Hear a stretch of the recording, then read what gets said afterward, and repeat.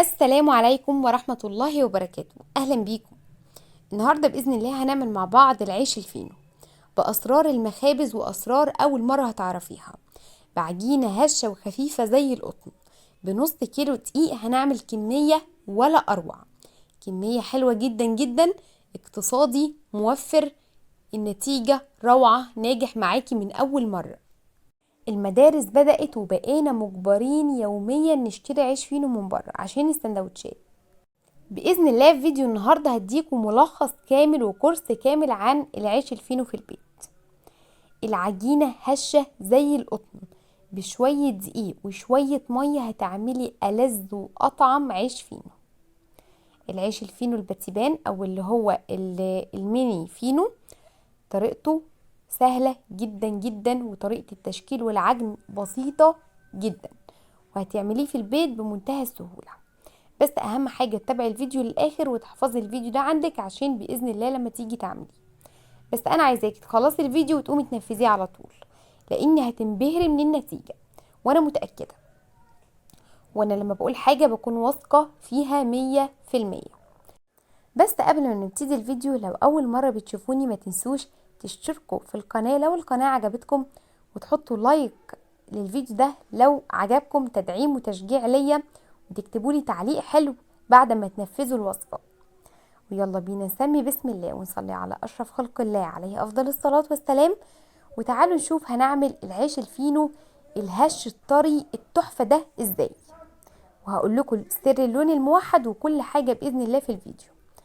بسم الله هنبدأ الفيديو بتاعنا. أول حاجة أنا معايا 3 كوبايات من الدقيق متعدد الاستخدامات، وبالتحديد أنا مستخدمة دقيق الأهرام. تمام، 3 كوبايات بالكوبايات المعيارية، ولازم الدقيق انخله كويس جدا. عليه معلقة كبيرة ممسوحة من الخميرة الفورية، ونقدر نستخدم خميرة بيرة اللي هي بتكون من الطابونة، خميرة بيرة بنحط مكعب كبير كده. على ال3 كوبايات من الدقيق 3 معالق من السكر، وكمان ذرة بسيطة جدا من الملح، يعني بتعادل ربع معلقة كبيرة.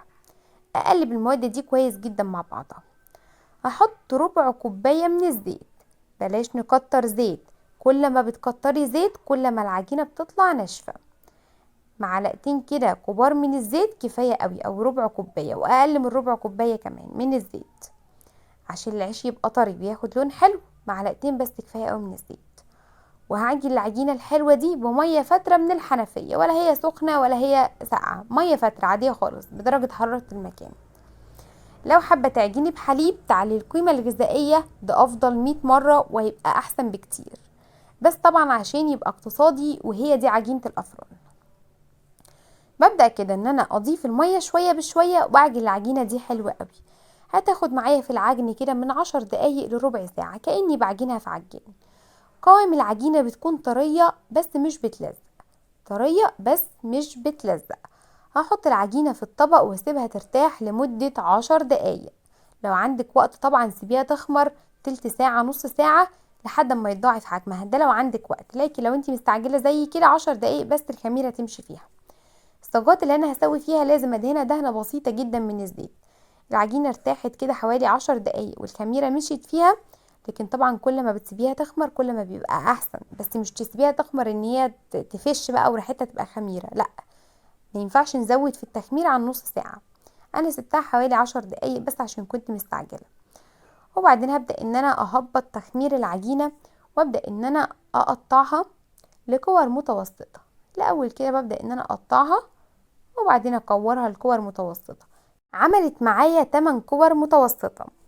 لازم اغطي الكور دي كويس جدا. ما ينفعش يا جماعة العجينة تكون مكشوفة، دي معلومة خدوها عندكم، العجينة لو مكشوفة هتشقق.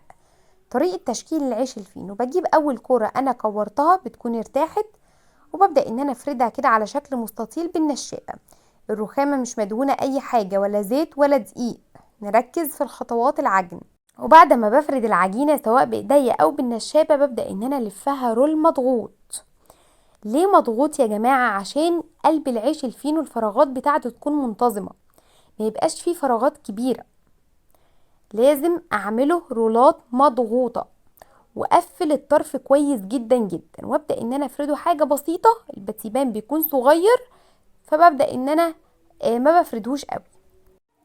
يبقى ببدا ان انا افرد كوره من غير ما الرخامه تكون مدهونه اي حاجه، لان الرخامه لو مدهونه زيت او مدهونه دقيق هتعمل فواصل في قلب العيش الفينو، مش هتلاقي قلب العيش الفينو شكله حلو. علشان يطلع شكله جميل وتحبي شكله لازم الرخامه تكون مش مدهونه اي حاجه خالص. وبعدين ببدا ان انا احط الفينو واسيبه يخمر لمده من نص ساعه لساعه الا ربع، على حسب درجه حراره المكان. لازم يخمر ويتضاعف حجمه مره كمان زي ما انتم شايفين كده.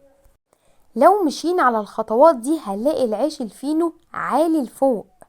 العيش الفينو يا جماعة ما ينفعش يكون صفطان في الصاج او هبطان كده، لازم نلتزم بالخطوات اللي قلنا عليها في كل لحظة في الفيديو. هيطلع معاكم احلى عيش فينو. التسوية المظبوطة، العيش الفينو بيدخل على اعلى درجة حرارة، الفرن يكون ساخن كويس جدا ويكون على اعلى درجة حرارة. العيش الفينو لو استوى على درجة حرارة هادية بيبقى ناشف، لازم يدخل على اعلى درجة حرارة سواء فرن جاز او فرن بوتاجاز. واول ما يبدأ ان هو ياخد لون ببدأ ان انا هدي النار واحرك الصاج كل شوية. تمام، هي دي التسوية. حابة انك تخزنيه في الفريزر بتحطيه في كيس مقفول كويس جدا واحطه في الفريزر، وابدأ ان انا اطلعه على الاستخدام، احطه في الميكرويف اسخنه او اسيبه على الرخامة يفك حوالي 10 دقايق، هيبقى طازة وكأني لسه عاملاه دلوقتي حالا.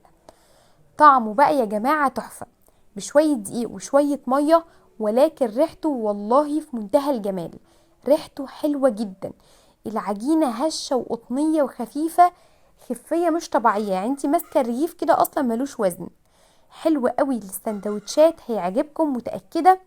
احلى وانضف من اللي بتشتروه من بره 100 مرة. يعني انا لو قلت زي بتاع الافران انا هظلم اللي انا عاملاه ده، لانه فعلا احلى وانضف من بتاع الافران بكتير قوي.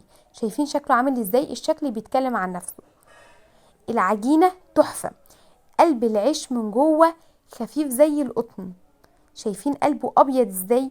المسامات والفراغات بتاعته منتظمة.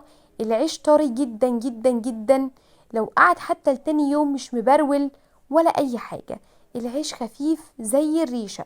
جربوه يا جماعة ومتأكدة انه هيعجبكم. اعملوه سندوتشات وبألف هنا وشفا على قلوبكم. وبس كده حبايبي، الفيديو بتاعنا خلص. يا رب يكون عجبكم، الطريقة تكون سهلة وبسيطة وكلكم تنفذوه وتقولوا لي ايه رأيكم فيه، ومتأكدة انه هيعجبكم. واسيبكم في رعاية الله، واشوفكم على خير الفيديوهات الجاية.